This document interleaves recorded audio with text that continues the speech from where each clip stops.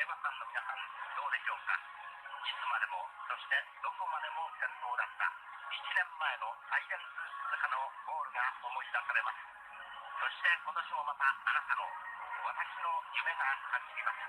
あなたの夢はスペシャルウィークかプラスワンダーか。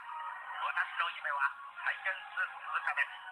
夢叶わぬとはいえ、もう一度この舞台でダービー馬やグランプリホースを走ってほしかった。